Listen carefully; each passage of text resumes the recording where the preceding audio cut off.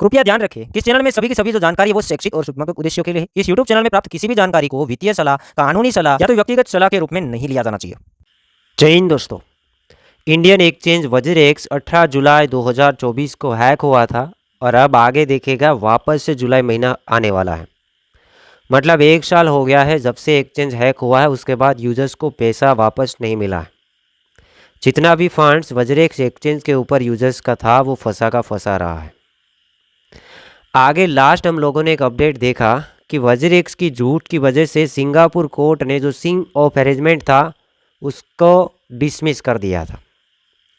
तो फिर यूजर्स भी डर गए थे, हम भी घबरा गए थे कि यार अब आगे क्या होगा, ये तो बार बार झूठा निकलता जा रहा है। अब तो कोर्ट ने भी केस को डिसमिस कर दिया है। जो सीम ऑफ अरेंजमेंट था, हम लोगों ने वोटिंग वगैरह किए थे, उसे डिसमिस कर दिया। जो प्रॉब्लम वहीं पे हो गया था कि भाई जो डिस्ट्रीब्यूशन के बारे में लोग बोल रहे थे कि हम लिक्विड एसेट को डिस्ट्रीब्यूट करेंगे, वो बात टल गई थी।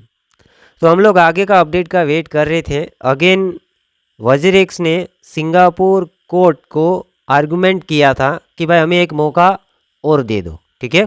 तो आज के दिन लेटेस्ट अपडेट आता है वज्रेक्स इंडिया का बिटकॉइन एक्सचेंज, जो कि इसको तो अब फकीरेक्स कहना चाहिए क्योंकि अभी तक यूजर्स को पैसा वापस नहीं दिया है। कितना सारा टाइमिंग निकाल दिया और बार बार बहाना। लगता तो ऐसा है कि भाई ये लोग पोंजी स्कीम रन करवा रहे थे या एक्सचेंज चला रहे थे, ठीक है। लाखों रुपए फंसे हैं यूजर्स के। तो जो इन लोगों ने सीम ऑफ अरेंजमेंट के लिए कोर्ट से आर्गुमेंट किया था, उसी के साथ साथ 6 जून 2025 को जो लीगल प्रोटेक्शन था वो भी ओवर हो चुका था। तो उसके लिए भी आर्गुमेंट किया कोर्ट से कि हमें आगे और प्रोटेक्शन दो। उसी के साथ साथ ये जो सीम ऑफ अरेंजमेंट है इसके बारे में कुछ सोचो, हमें एक मौका दो, ठीक है। तो आखिरकार कोर्ट ने मौका दे दिया है। सिंगापुर कोर्ट ने वज्रेक्स इंडिया ने जो सबमिट किया था आर्गुमेंट, उसको अब स्वीकार लिया है।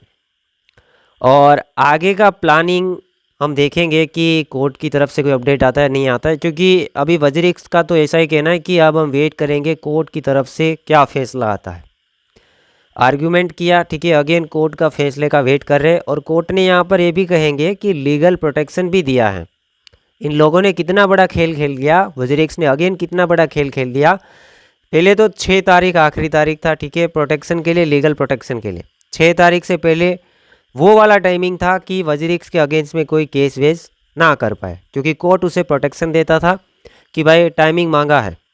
वज्रेक्स ने टाइमिंग मांगा था कि हमें कुछ टाइमिंग दे दो पैसा वापस करने के लिए। तो 6 जून तक का टाइमिंग दिया, लीगल प्रोटेक्शन दिया।